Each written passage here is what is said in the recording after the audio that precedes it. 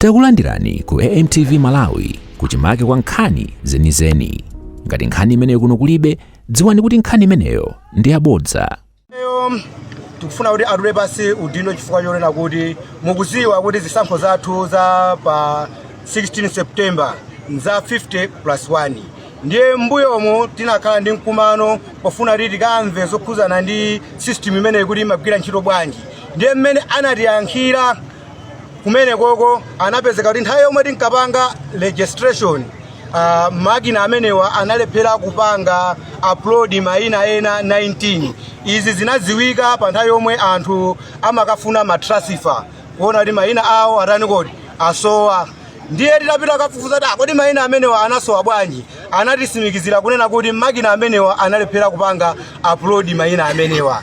Ndiye tinali ndi nkhawa kuti zisankho zathu za 50+1 zomwe tikuthandiza kunena kuti mtsogoleri amene akufuna kulamulira dziko lino amene azapase pa ma election amenewa akuyenera kuti azapeze theka la mavoti amenewa komanso kuphatikizapo chani kodi voti imodzi yomwe ikufika kuti 50+1. Ndiye ngati makina amenewa akulephera mayina 19, ndiye nanga zimenezi makina amenewa akazapanga zofanana pa nthawi yomwe akutumiza malizasi amenewa kupita ku Utale Center, sizizachitisa kunena kuti tizavote kachiwiri kuononganso ndalama zaboma chifukwa cha ndikana kuti ikafika mene mufuna kuti ikafike. Ife talandira ndithu mukhale chikhulupiriro chimenecho tipititsa kuyenera kuti ikafike.